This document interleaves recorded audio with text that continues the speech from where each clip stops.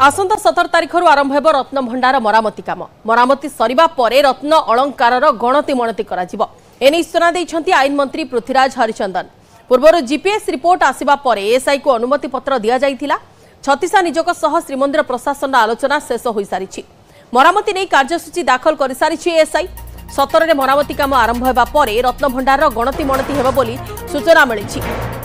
एथिपाई समस्त प्रक्रिया धीरे धीरे शेष होइतिबा कथा आईन मंत्री पृथ्वीराज हरिचंदन सूचना दैछंती। मरामती सरिबा परे अलंकार गणति मणति कराजिबो। आईन मंत्री पृथ्वीराज हरिचंदन एने सूचना दैछंती। रत्न भंडार मरामती काम 17 तारिख आरंभ हेबो एने एएसआई को कुहा जाई सारिछि एवं मरामती सरिबा परे अलंकार गणति मणति कराजिबो। काम 17 तारिख आरंभ होउची तनकर आरंभ होला परे जो प्राथमिक जो मरामती काम जमी हम सेमती तार प्रक्रिया आरंभ हम तापर देखा जो तापर कथा हवा। गणति मणति केवल मरामती सरिला परे ही आरंभ हो पारिबो।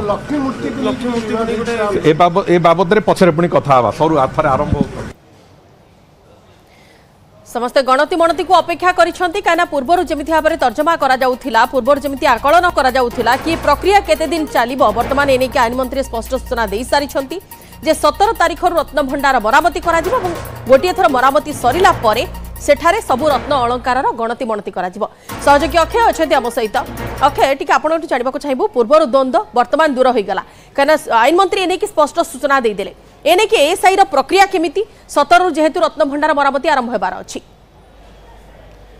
देखु आसंता काली ठारू श्रीमंदिर में महाप्रभुंकर धनु संक्रांति पहली भोग नीति आरंभ हो एवं राति 2 ठारू द्वारफिरा नीति कराए सकाळ 6टा सुधा पहली भोग नीति सर तेणु 17 तारिख एएसआई को अनुमति प्रदान कर सत्यांजोग जो कि से रत्न भंडार मरामती करेंगे और से प्रतिदिन प्राय 5 ରୁ 6 घंटा मरामती से समय दिज्व अर्थात अपराह 12:30 अर्थात महाप्रभुंकर नीतिकांति यदि कहवा द्वितीय भोगमंडप सरिया परे अपराह 6टा पर्यंत दिज्व मरामती करने एएसआई को एथि सत्यांजोग पक्ष निष्पत्ति एएसआई पक्षर एक स्वतंत्र भाव में एसओपी मार्गदर्शिका प्रस्तुत कराई जो मार्गदर्शिका आधार में एएसआई मरामती करिवो अर्थात सेमाने जेभली भाव में आवश्यक उपकरण व्यवहार करेंगे और अभिज्ञ कुशली कारीगर व्यवहार करेंगे से समस्त जो एसओपी एसओपी अनुसार यदि कहवा तेज दैनिक प्राय 1 PM ରୁ 8टा PM पर्यंत अर्थात 1 ରୁ 8टा पर्यंत समय दि जाए देखा जाए जो कि 5 ରୁ 6 घंटा रही। द्वितीय कथा से जगार कड़ा सुरक्षा व्यवस्था ग्रहण करमती सबू रत्न भंडार खोलिबा ता भितर को मरामती प्रवेश करवा एवं रत्न भंडार को पुणी थे बंद करवा एवं समस्त कर्मचारी मैंने बाहर ए सबूर भिडियोग्राफी तार डॉक्यूमेंटेशन कड़ाकड़ी भाव अनुपालन कर रत्न भंडार मरामती समय अर्थात जो रत्न भंडार 17 तारिख मरामती आरंभ हो से समय भक्त मैंने बाहर काठू दर्शन करेंगे जेहेतु भीतर काठ पाखे अनेक कार्य अच्छी बाहर काठू दर्शन करेंगे एवं ता सहित जो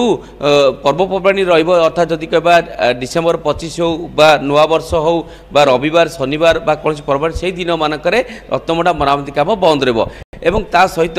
यही सबू कम को तदारख करने छत्तीसा निजोगर एक 5 जणिया सेवायत प्रतिनिधि गठन कराई से यार समीक्षा करेंगे किभली कार्य करा कारण आप जाना कथा कि श्रीमंदिर इतिहास में प्रथम थर पर रत्न भंडार मरामती कर स्वतंत्र भाव में एएसआई एक जो ब्लूप्रिंट प्रस्तुत से अनुसार कार्य कर सत्यांजोग मोहर मारी तेणु से कार्य जो दीर्घस्थायी हम 100 वर्ष जाए से कार्य जो स्थायित्व स्वतंत्र कार्य कर एएसआई को निर्देश दिखाई स्वतंत्र केमिकल इंजीनियर होतु दीर्घस्थायी काम कथा राज्य सरकार फोकस करुछंती एने के एएसआई को मध्य कुहा जाई सारिछि जहां भी काम करा जिवो आगामी 100 वर्ष किबा 150 वर्ष को नजर रखी करा जाउछि। अन्य पक्षरे रहउछि एबे वर्षर शेष समय नुआ वर्ष पई प्रबल गहली रहउछि श्रीमंदिर रे केवल निर्दिष्ट दिन को छाड़ी बाकी दिन मानकर भी भक्तंकर गहली चहली बेस अधिक रहउछि से समय रे मरामती काम केमिति सुरक्षित करा जाई परिबो ता सहित श्रीमंदिर दर्शन व्यवस्था भी देखो सबुठ बड़ कथा है जेतु अन्य दिन मानक भोर 5 ରୁ द्वारफिटा नीति कराए एवं दिन 12टा गोटे बेले सकाळ धूप बा भोगमंडप सरे एवं 3टा भितर द्वितीय भोगमंडप सरे जहाँ तो नीति बहुल थाए किंतु पहली भोग नीति आरंभ है माने राति 2टा द्वारफिटा नीति करा सकाळ 5टा सुधा पहली भोग नीति 6टा काउ का करने पूर्व सकाळ सुधा शेष हो तेणु यह हूँ उत्कृष्ट समय कार्य करने कारण गोटे पटे नीतिकांति कौन प्रभावित हेबनी कारण जिते महाप्रभुंर द्वितीय भोग रत्नमंडप सर प्राय दिन 12:30 गोटेरु प्राय अपराह्न संध्या 6टा 7टा पर्यंत आउ कौन नीतिकांति रही सेमती भक्त मैंने केवल दर्शन करेंगे से समय भितर कार्य कर जो लक्षाधिक संख्यार भक्त आसवे से भीतर काठ पाक न जाई बाहर काठ पाखु दर्शन करेंगे से स्वतंत्र व्यवस्था है जो भाव में से जगार कि पुलिस मुतयन हे जेटीबी मुतयन हे भक्त मान श्रृंखला दर्शन करेंगे जेहेतु एवं टे भिड़ कम रोचे कारण भिड़ आग को बढ़ डिसेम्बर 25 भिड़ रही से दिन कम बंद हो पाए जनवरी 31 कम बंद हो अधिक भिड़ रही किंतु शनिवार रविवार कम बंद हो पाए से एएसआई 3 मास समय मागी 3 मास भितर से संपूर्ण मरामती कर एएसआई जो मरामतीर प्रक्रिया अच्छी जो थी कि से चिंता कर भाव कार्य समय नीतिकांति प्रभावित न हुए कौन भक्त दर्शन प्रभावित न हुए